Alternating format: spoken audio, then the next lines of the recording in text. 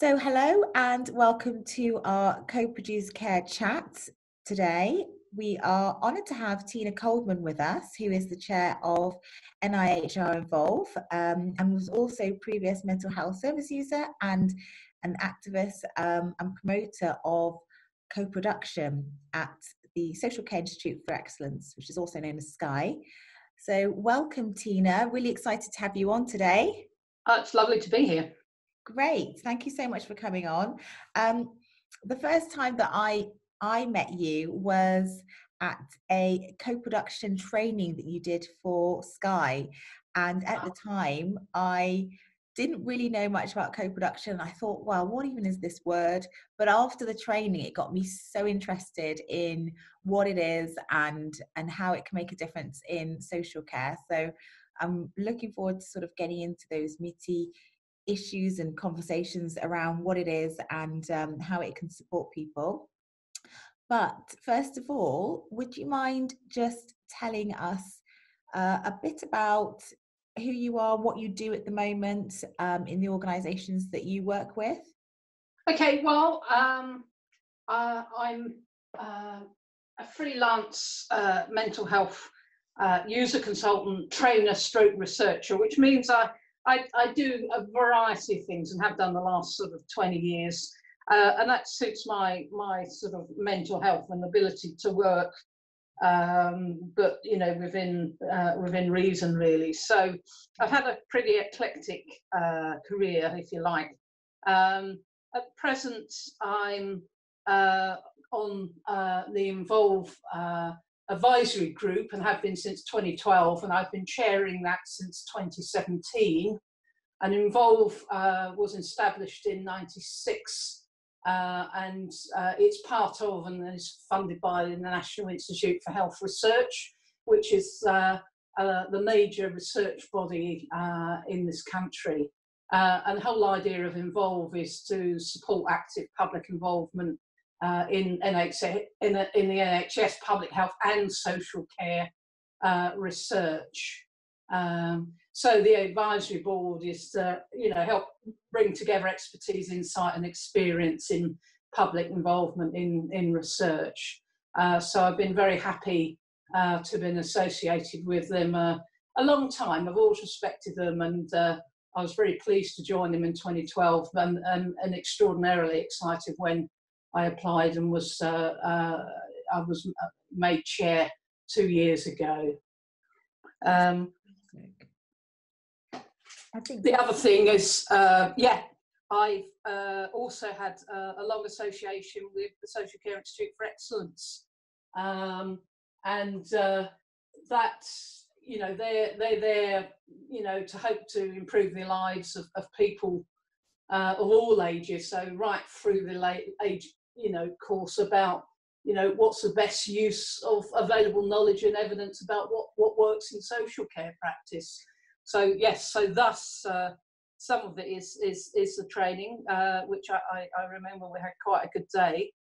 But I was on their trustee board until last year, when I'd served my second term of office.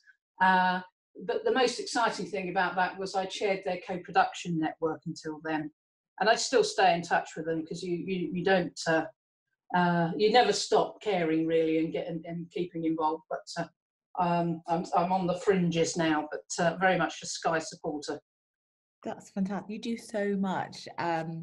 It's amazing, really. I'd like to go back a little bit and just understand what really got you into this role that you've got around advocating the voices of people who are experiencing social care services.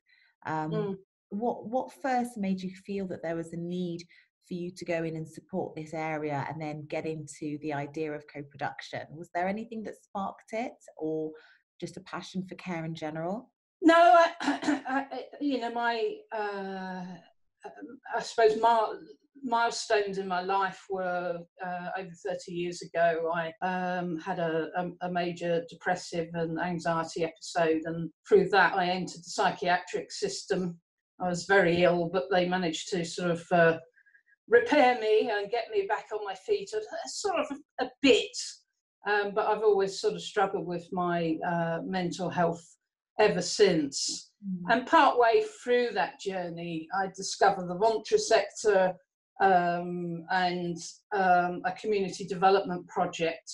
And their challenge, having been off work and struggling and being worried about my mental health and being shy about it and people rejecting you because of it, this was a project where they, said, they were about empowerment and acceptance of people and saying, well, okay, that's fine, but we can look at alternative ways of helping you, and you helping others as well. So it turned that really negative experience on its head, and I found a sort of new way ahead. And through that, I got into the sort of local service user survivor scene, the national scene, and through a chum I met on a day, she got me involved in some social work training locally.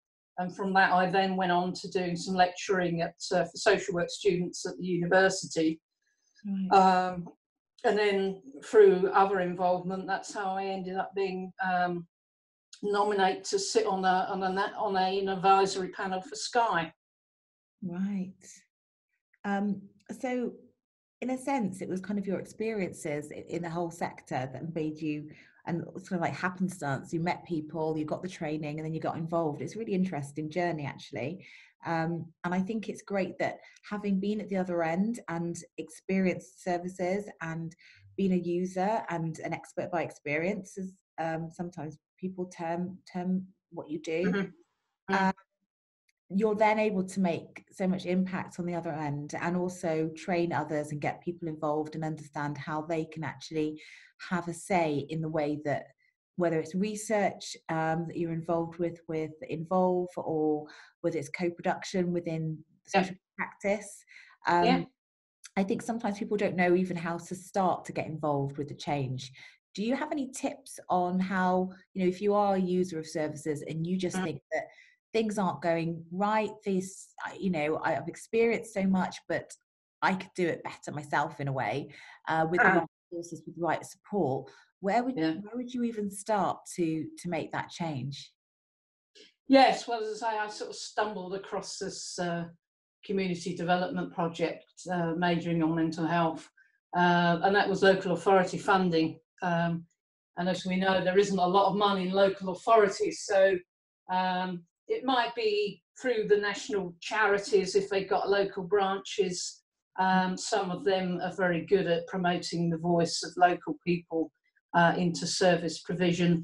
If you're interested in research, doing it, or research participation, then look up Involve, which on the web is www.invo,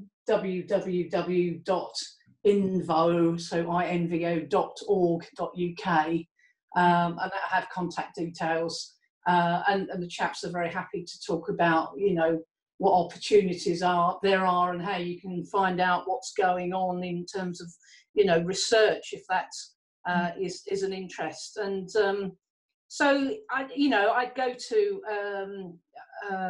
local events, network, meet people, look up the national charities, and you'll be surprised. It is happening out there, and they're usually very happy to hear from you and really want more people involved in some way. So as I say, I sort of stumbled across this, and then through a chum who really encouraged me, somebody with mental health problems herself, and we've stayed in touch all these years, 20 years later, and she's still fighting the good fight as well. So it's it becomes a passion, a lifestyle, a cause, something you believe in. And social care for me was an important part of that, because it is particularly mental health problems, less so maybe nowadays, but it's still seen as a very medical problem, when actually what happens to you in your everyday life impacts greatly upon your ability to cope and deal with every day. So social care is so, good social care is so important. Yeah, and sometimes that's missed out. I think there's a lot of movement at the moment around trying to recognise social care and the impact it has on whether people then need to access services in health and in the NHS. So it is important that you highlight that, really. Um, so like I said, I met you at a co-production training event and I didn't know much about it then. And I'm guessing that lots of people don't know much about co-production now. Um, I mean, it'd be good to get your take on what you think co-production in health and social care, or social care specifically, because that's the area that you're Mm, concentrating on. mm. What it really means and why you think it's so important. Well, as I said, my journey, which I term as involvement, was over 20 years ago, and I was part of a SCIE national panel, and we had a meeting, and they said, well, we want to talk about co-production, and I thought to myself, well, what's that? I've never heard of that before. This Yeah. was about, I guess, 9 or 10 years ago. So we had a whole day looking at this and, discovering, but also thinking about, whether SCIE itself, which was very service user and carer centred, whether that could, as an organisation, could raise the bar for itself and others by saying we are being, a co-produced organisation. Yeah.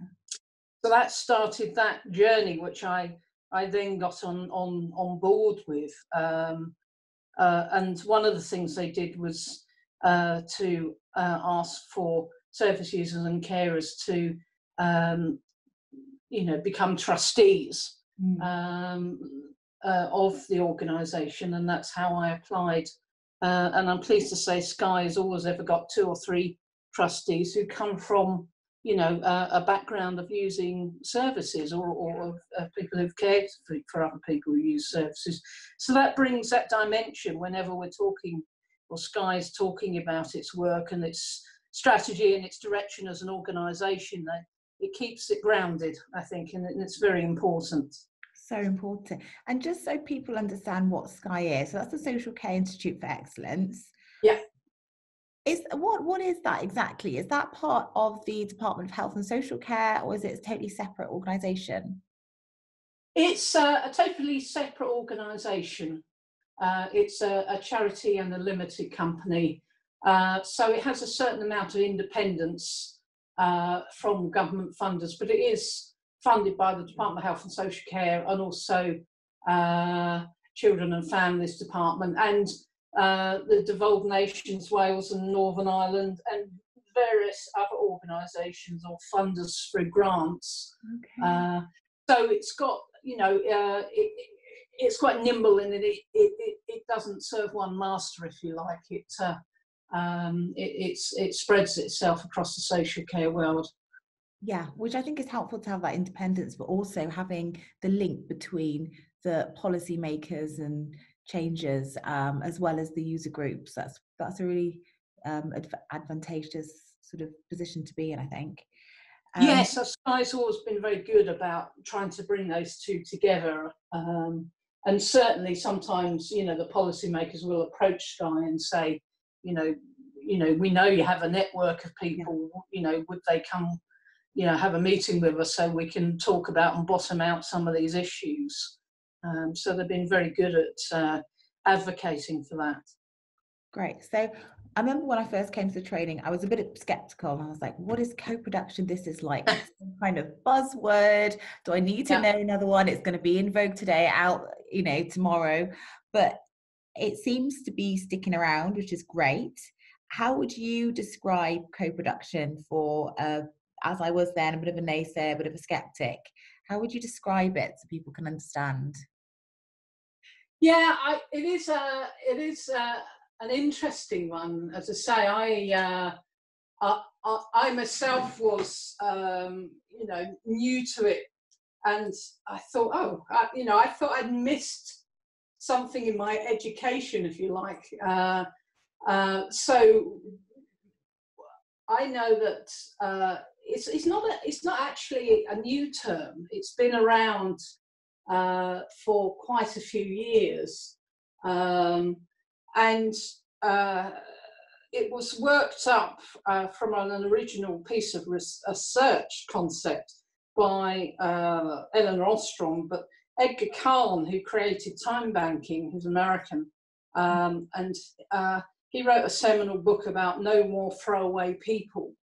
And he is an economist. And essentially what he was saying is that, you know, everybody has assets, and the real wealth of, you know, society is its people. Yeah. So, you know, everybody can contribute. And that, you know, people taking part and giving is, you know, it's really about, you know, redefining work. So if people can contribute in some way, then that is valuable. And there's this terrible sticky word, reciprocity. But it's really about, you know, a two-way transaction. You know, I get something, you know, we get something from each other. And about, you know, again, another clunky term, social capital. But it's sort of saying that there are, you know, networks of people, whether it's neighbourhoods or communities, people or groups of people, and that if we can, you know, invest in them as people and trust them and engage them, you know, effectively over issues, then we can, you know, all work together to try and, you know, solve some of these really difficult issues that people are experiencing. Yeah, I think that's a really good point, actually, to take it back to the idea of rejecting the sort of binary between caregiver and care receiver, and actually thinking of the whole community and the value that every individual has, especially those people who are receiving the support. So I think absolutely that gets a little bit lost in how we're trying to communicate it. So that's a really good place to start from. I always think the idea of, you know, you talked about the social model of disability in the training, and we had a video, and that was really helpful. Yes. And also one of the things that came up was, so TLAP, I think, is that part of SCIE? So think local, act personal. That's another. Yes, well, they're well, hosted by SCIE, so they sit in the same office. So we do a lot of work together, though they are a sort of slightly separate organisation, but with very much, you know, similar values and similar mission, really. Okay. So yeah, they're sort of like a half brother. Yeah, okay, that's a good way of explaining it. So you know, you put up on the screen the co-production ladder, which I think was, again, came from a concept from Armstrong, maybe. But it's the idea of the different stages of co-production. So, you know, when you think of production, of producing like a film or a video or anything technical, you think of how it's produced. And I often go to meetings and events and to do around social care commissioning, and they talk about, well, doing this co-productively. And really what you're looking at is they've got you in a room and they're telling you what they've already decided, and then asking, that's a good idea.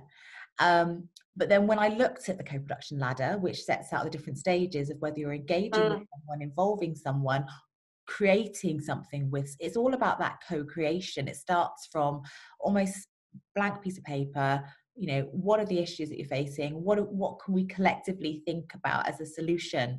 And then working from there. It's very, very different from a lot of the way that co-production is used in industry and social care and talked about, and even in research. I find you ask the question and people just answer the question of involvement, but not of a co-production.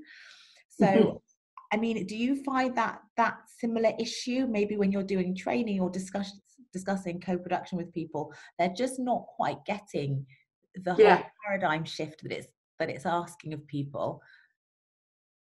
Yeah, that's right. I mean, one of the issues is that the language is very interchangeable. So I've talked about involvement. SCIE used to talk about participation. We talk about participation in research and involved, which is a slightly different thing.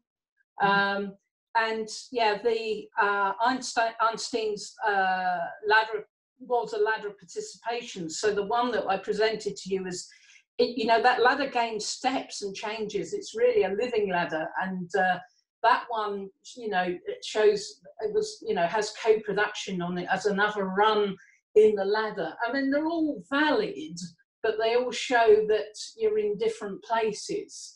And I think one of the problems we have is that, people, there's a lot of people saying they're doing co-production when they're not. They're doing consultation, like you said.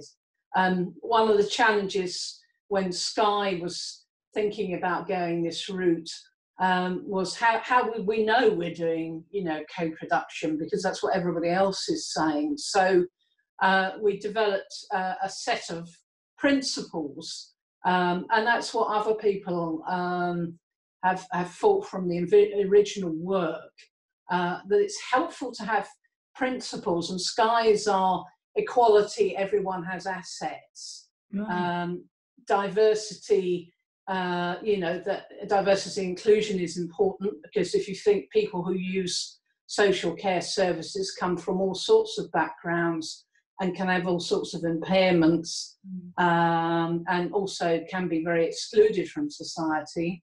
We need to think about accessibility, which of course you mentioned the social model of disability that I brought up in the training. That very much resonates with our wider colleagues thinking about, the world being accessible to them.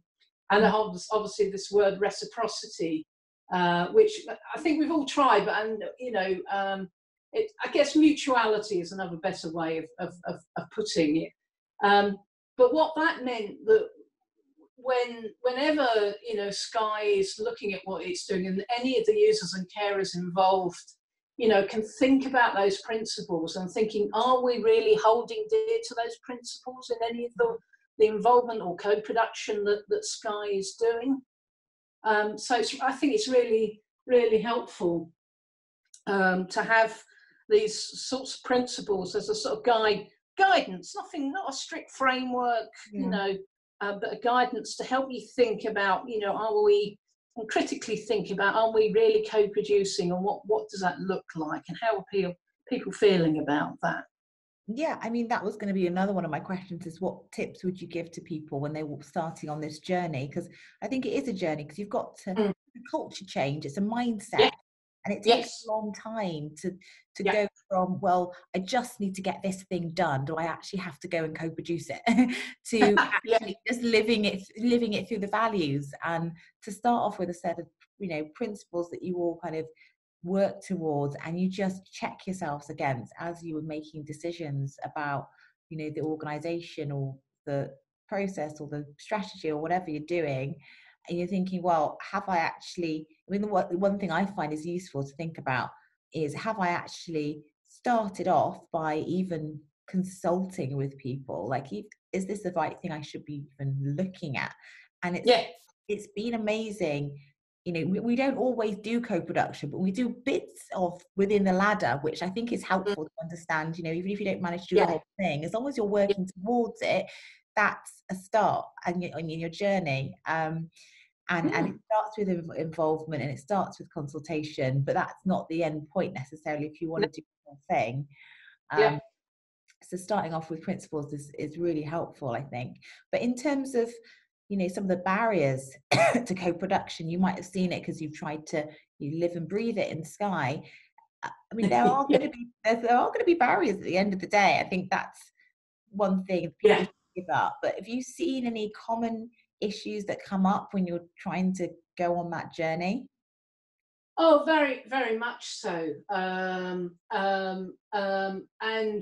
one of the things that SCIE did last year, because SCIE also has a co-production festival, and last year's one looked at barriers, because people were coming up to us and saying, well, it's all very well you're talking about and doing co-production, but it's not happening where I'm living. So we had a whole day looking at this, and I think there is definitely a lack of clear policy and legislation about co-production. So there, when I started out, there was little bits and pieces of writing. There's a lot more writing and people theorising about what, and guidance around what this might well be. But I think people want that strengthened. So there's stronger policy drivers, so we can create a push for co-production. Certainly there's a lack of knowledge and understanding about what co-production means. And on the SCIE website, if you go into that and you know, put in co-production, you find the co-production part of the website.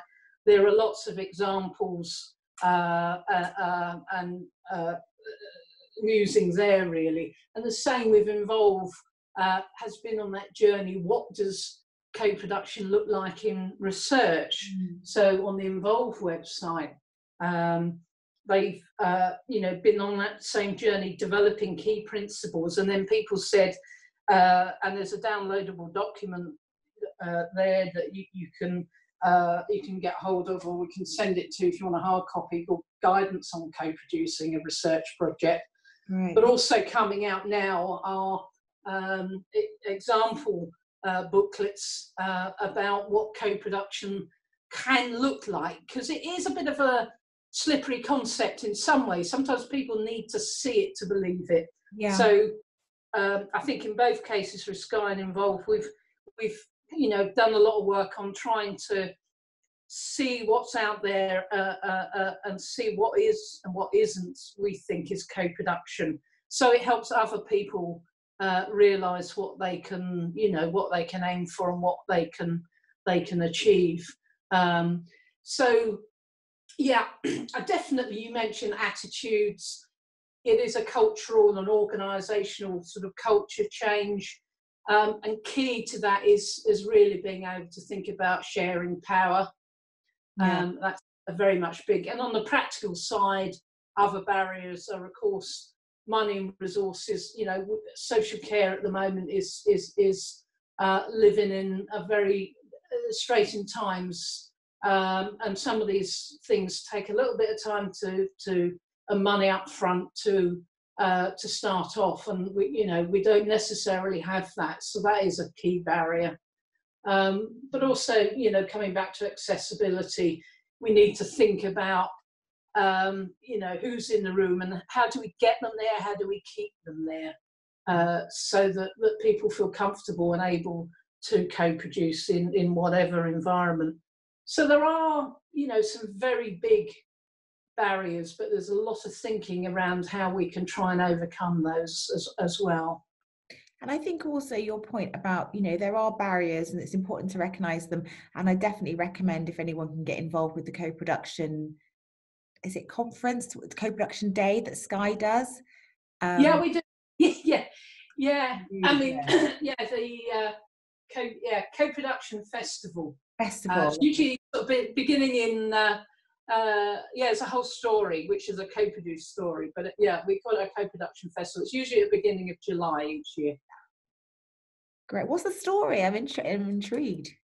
Well, that, was one of those lovely moments when the co-production network, we had a network meeting. So I was sort of chairing it, and I'm there with the Pete Fleischman, who's head of co-production at SCIE, and at the time Michael Turner, who's very well known in the disability movement, and he was a co-production manager at SCIE.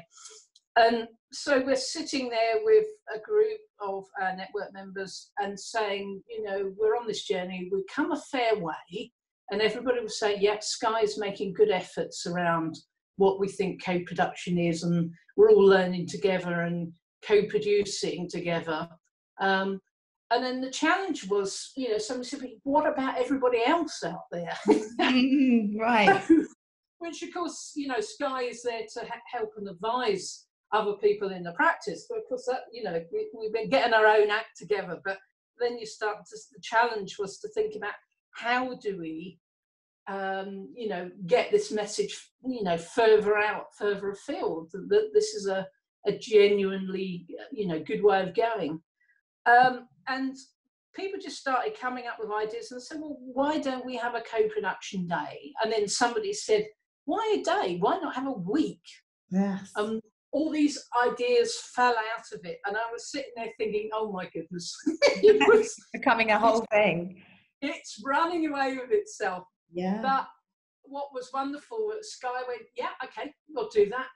So the week was about having activities, not just a day. There's activities over the course of a week. One of them is having our co-production festival, and that was, again, you know, users and carers were saying, well, there's lots of conferences and things, and a lot, you know, you do need to do the practical and the thinking, and workshops and things like that. But also, you know, it's nice sometimes to celebrate. Yeah. So we try and get a balance. So that's why we call it a festival. So we have a balance of learning, and, you know, co-production sort of ideas, and looking at that thorny issues, looking at those barriers, but also celebrating, and having a positive day and seeing co-production in that light. And we've had, you know, webinars, and obviously now, you know, like these podcasts, and there's a lot, you know, what's really exciting is that it's gone wider, and lots of people are now, you know, like yourselves, thinking about this co-production thing. What does it look like in social care? What does it look like in research? And trying to sort of transmit this in various ways, like this podcast. So yeah, that was a, you know, that was a lovely moment, really, where all these ideas come tumbling out, and then we built upon it, and, you know, it really has spawned a, you know, a whole, I dare say, a movement, but certainly a lot of interest and excitement around the possibilities of co-production. And I think it's a really nice story to tell. In, you know, just after we talked about barriers, then you talk about, actually, when people get round a table, people who have got lived experience, people who are running services or running organizations, and just the ideas, yes, it takes time, it takes money, but the ideas that bounce off, it just makes the job more enjoyable in the end, because it fits for purpose. It's a festival. We get involved in it because in the care organization I work with, because, you know, you open it up for people to have ideas about how they're going to do things to increase the awareness of co-production. The one that a couple of people we support and our staff went down to last year was they met the Lost Voice guy, because I think he did he did a performance there, or Right, yeah. a few selfies, and that was great. And it's just the enjoyment of doing things together, and the impact that could have. I think that's really special. And with him, you know, he won. We were so lucky we booked him before he won his competition. Yeah, what is Britain's Got Talent he won? Or? Yeah, he won Britain's Got Talent. Yeah. So that was Michael's foresight. He said, oh, this chap, he's good. Oh, so wow. Took him before he became famous and was much in demand. But, you know, somebody like him, he was showing, you know, how for somebody with an impairment, how he manages life, and manages it obviously extraordinarily well, and gives an insight to other people, you know, into his life, and obviously has a, you know, he makes, you know, people laugh about it, but also there's a serious message there as well. So yeah, that's what the festival is about. I think serious messages, but with you know, fun in there as well to balance it. I'd be really interested in terms of spreading those positive messages about co-production. Have you got any examples of maybe, you know, one from a time when you were in SCIE of when co-production really worked well in a service or a story that you've heard about, and then maybe also one, you might not have it yet, but one in research where co-production in research has really helped the people that the research is for? Yeah, I mean, certainly SCIE is doing a lot more work. You know, it's always continuing its work with itself, but starting to do work in different places in and around the country. So we're starting to collate evidence of where, you know, this thinking has been, you know, taken onto the ground level. And it's interesting because sometimes you hear about really amazing things happening and they don't necessarily patch it as co-production, but you sometimes think, wow, you know, that was really something quite good. So, you know, it's that slippery concept again. I mean, in research, the research world is interesting because they're very precise. You know, you've got quantitative and qualitative research. People like to have things very clearly defined. Yeah. And when we started on the journey, Gary Hickey, Dr. Gary Hickey, who is one of the senior public involvement managers at Involve, he was a little bit unsure about co-production. But what he did, and I worked with him to help him to understand that, you know, the possibilities. But what he did was hold several events and got people, again, from the research world together who were curious or had in fact done, you know, some good work around this. We started having events to try and understand what this might look like in research. And what happened was that the whole process over the course of a year or 18 months, where he kept sort of talking to people and refining, you know, this concept in research itself was a very iterative process. It was worked on by many people together, and it was very inclusive and valued people. And finally sort of came up with a sort of set of, again, principles, because again, you know, say the research world, sometimes they look for very clear frameworks and algorithms and all sorts of things, and actually ended up again looking at key principles. And I think for Gary, he became, I'd say, a convert, but he could see the possibilities, having come with it with an open, slightly sceptical eye, I'd say, and I'd hope he did really, and then seeing, you know, what the possibilities are about it. So that whole process in itself was co-produced. So that was actually quite exciting. Now we're getting examples together of actual co-production in research, and they can be found on the website, so that researchers out in the field who are feeling a little bit baffled and lonely have something to look at and hopefully inspire and help them. I think that's really useful, and I'm glad you mentioned that, because I feel like I'm going to be, you know, advocating people check out your information. I haven't looked at all of those things you've mentioned. I feel like I want to, because the whole question of research, sometimes people say, well, it's just too hard. But if you've got lots of information and guides on how to do it, then at least people need to try. Do you, in terms of NIHR, do they work with other organisations like Public Health England or I don't know, any other organisations that are doing research? Oh, very much so, yes. Right. NIHR is a sort of network of organisations, so a lot of it is hosted in universities, so they work together, but also through a lot of work that Involve has been doing, has been working with a lot of the national big charities, who also, a lot of them have research arms. Again, you know, with charities, sometimes they're a lot more nimble, fleet of foot in terms of, and being closer to the ground, they can see what works and what our people's needs are. And sometimes our research processes are a bit slow and don't always ask the right questions. So charities sometimes are very good at pointing out, actually, you need to be talking to these people and asking them right questions. So there's been a lot of work across the charitable sector through Involve and NIHR, just trying to bring those different communities together to try and understand, you know, what the issues are and how we can all work together to solve them. Yeah. You know, it is about ordinary folk and organisations, you know, co-production. That is what it is. Yeah. And people being open to working together.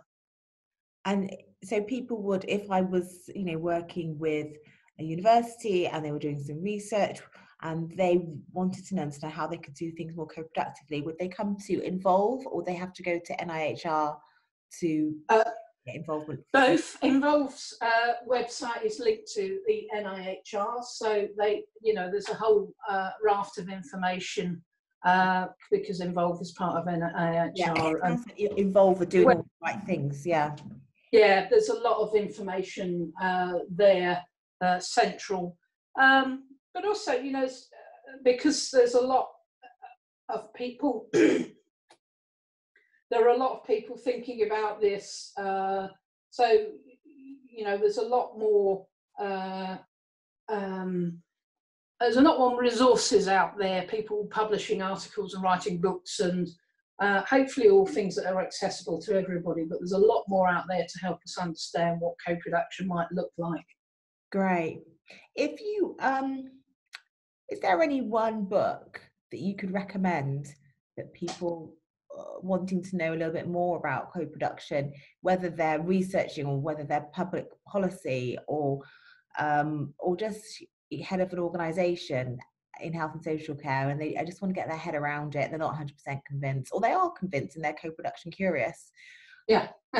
Is there anything that you would suggest that they go to, or anything that's helped you sort of get your head around it?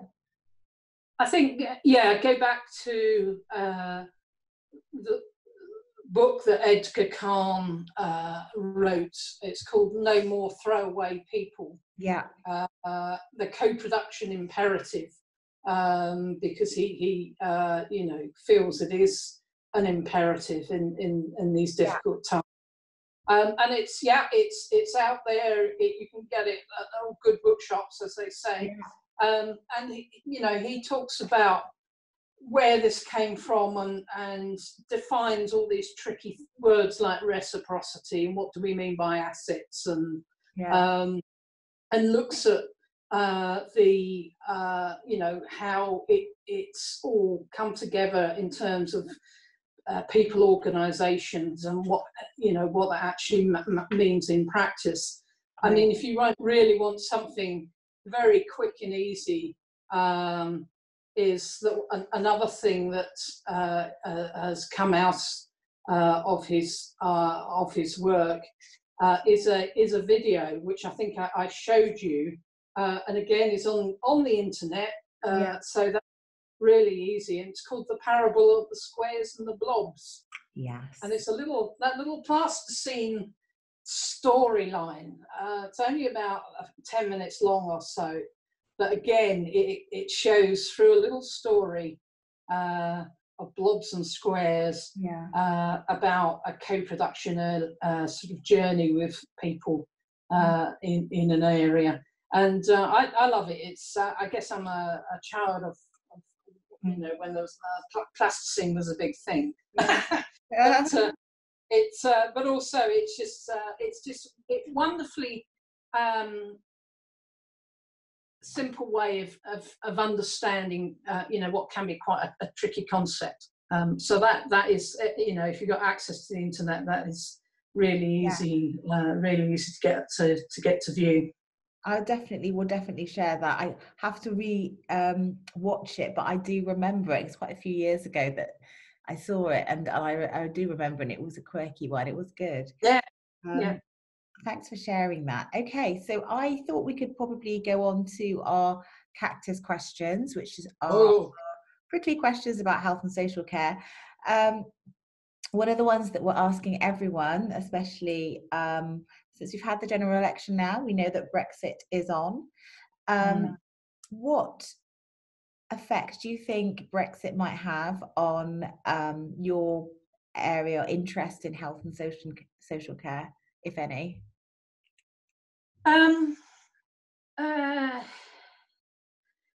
Yeah, I mean, obviously there are a lot of unknowns, and as you say, I was up late last night watching the results of the election, and so it remains to be seen how all this comes about, I think one of the great fears that the wider disability movement have is that, you know, a lot of our social care workforce come from other countries.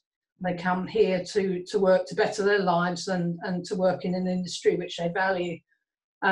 So there is a fear that if we start making it more difficult to attract people to come and work in this country, then, you know, the social care workforce shortage is possibly going to get worse. And that, of course, resonates across to the, you know, the NHS, which, of course, also, you know, attracts a lot of good people to come and work in it. We have, you know, some wonderful health and social care organisations and resources in the UK, which, you know, is the envy of the rest of the world. So I think, yeah, there's some genuine concerns about you know, workforce issues associated with current thinking. Yeah, I think that's definitely something that resonates with a lot of the people that we asked that question about. Another question was going back to co-production. Should there be a requirement that all research is co-productive? Yeah, it's funny, whenever you have a new term or a concept, everybody, or you get people saying, oh, well, we've got to do this, or this is the way ahead. And actually, I'd never espouse that. And certainly involved, we're not saying that is the only way ahead, you know, because sometimes, you know, we talked about the ladder, that bottom ladder run consultation. Sometimes that is appropriate. Okay. And proportionate to what you're doing. So I think it needs to be, you need to think about what you are doing. I think we really do need to push for more involvement and meaningful involvement of people who use services and their carers in research. And I think co-producing research is really exciting, because if you are doing that, you're opening it up, the whole process right from the start. And you're going to, you know, start heading off in different directions, which I find very exciting. But nobody's saying that everything has to be co-produced all the time. Yeah. I think it's important people think about what they want from the research, but also look at the possibilities, and certainly think about co-production as an option. Yeah, I think that's a good point to make. I suppose my only frustration is, and I went to a conference recently, and there was quite a few researchers there, and they were saying one of the big issues that they have was they're doing so much research and there's not much take up of the research, and there's not much awareness of the research. And so I asked the question of, you know, wouldn't co-production be a really good way to start? Because the problem is, if you're just doing research from a researcher's perspective and you're not trying to serve the needs of the people affected by that research, then it seems to me a bit of a no-brainer that you should really involve them in the research. But the question was answered by people just talking about, oh yeah, well, it's nice to involve people sometimes. And one person on the panel even said that, well, people ask the wrong questions, so, or, you know, or irrelevant questions. So depends whose perspective you're thinking from. That's the thing. Is it the wrong question? Is it the academics who are asking the wrong questions, the questions that matter to people who have the lived experience?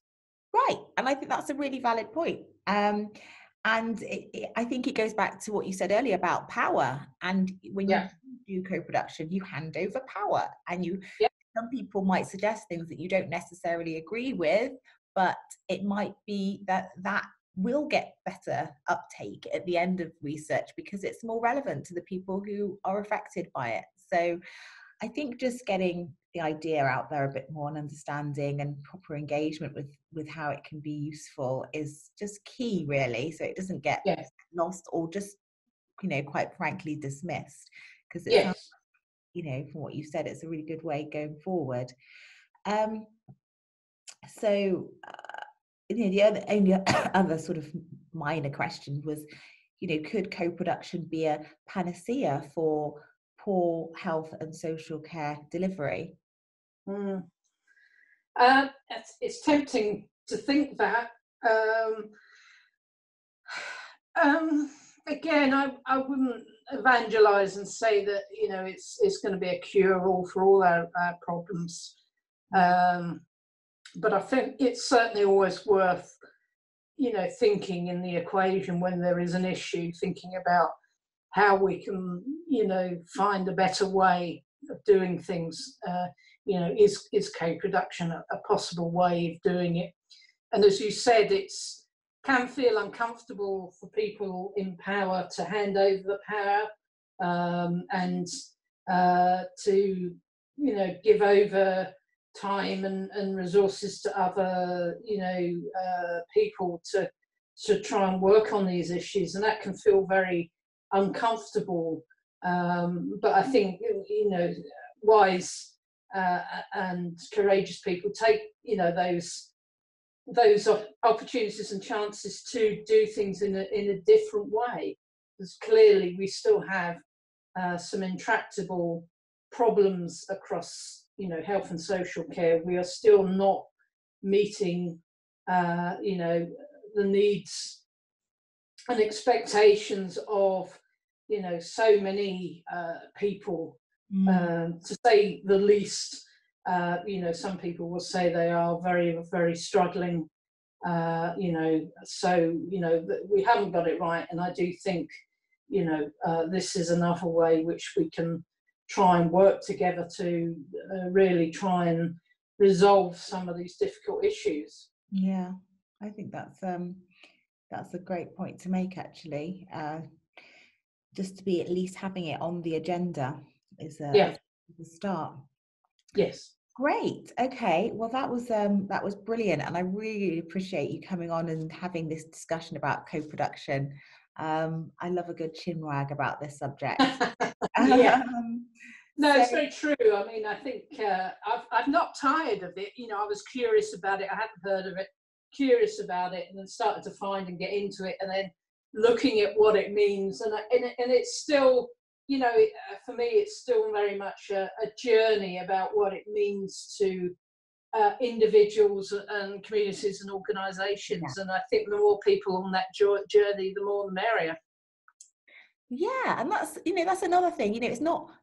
I think sometimes that's why people struggle with it, because they like prescriptive directions, that are clear, that are set out, and they can tick box it. But with co-production, it actually is over to you to figure out what the solutions are for you and yours, the group that you're with. So that's an important point. It's an evolving concept, and it will mean different things to different people, but it's the underlying ethos around it is the same, like you were saying about changing the power focus and reciprocity, and setting out principles. So yeah, that was really good. Got a lot from that. Thank you, Tina. So for anyone wanting to know more about what you're doing, or I don't know if you blog at all, or whether you're on Twitter. I'm on Twitter. I don't regularly blog, but obviously I occasionally pop up on these things. My Twitter handle is @Tina Coldham. Okay. So you'll find me there. Sometimes I'm busy retweeting other great stuff that people are doing or saying. But I also do tweet about co-production and involve in SCIE's work. Great, thank you. That's really helpful. Okay, I think that we're done. So thank you so much for coming on, Tina, and I really look forward to sharing this podcast with everyone. Okay, it's been a good way to spend an hour or so. As I say, I always enjoy talking about this, and co-production also is about learning from one another. Yeah. About the possibilities. So it's always good to talk about it. Absolutely. Thank you very much.